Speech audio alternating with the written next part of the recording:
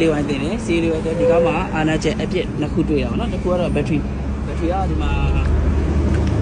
တက်တန်းအဖြစ်ကြည့်လိုက်မှဆိုရင်2022ခုတည်းကတက်တန်းဖြစ်နေတယ်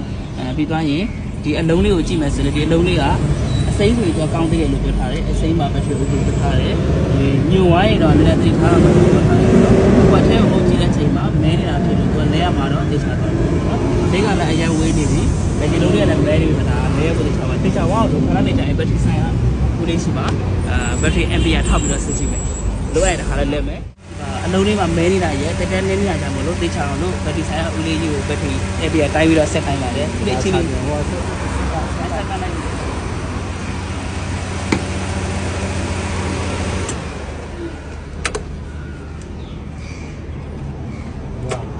အဲဒီကိုចောင်းကြတယ်ပါဘုမီတာကြည့်တယ်နော်မဟုတ်မှလည်းခြေတွေပေါ်ဒီစိမ့်တွေ good ပေါ်တယ်နော်ဒါက test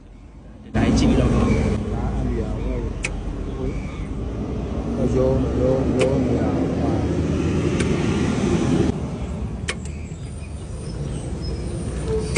လက်ခဲလို့မရဘူး။လုံးတွေမနိုင်တော့ဘူး။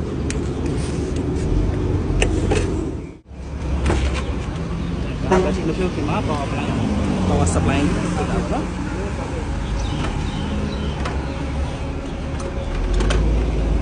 ဒီကစားပဲ။ဘုရားဒီကနေ့ကဘယ်လိုလုပ်မှာလို့ power supply စစ်တယ်နော်။အဲ့လိုမှမလုပ်ဘူးဆိုရင်ဒါဘယ်လိုလုပ်ဖြစ်လို့ဆိုမိုင်လေးဒီမမှန်တော့တာမျိုးချက်မီလေးနာမျိုး something ဒါမှန်တင်ချနိုင်မရတော့တာမျိုးလေးဖြစ်တတ်တယ်ပေါ့နော်အဲ့ဒါကြောင့်မလို့ဒါလေးကိုမှစမိုင်းကြည့်ရပါ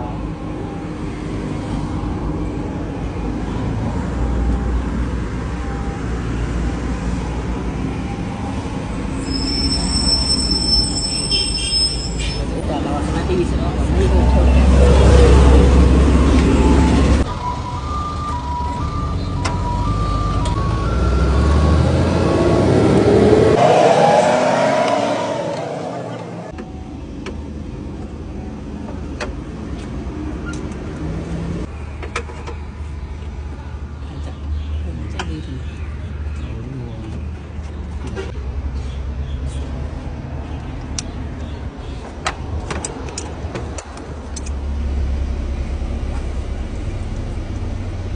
အဲ့ကတော့တစ်ချက်ပြ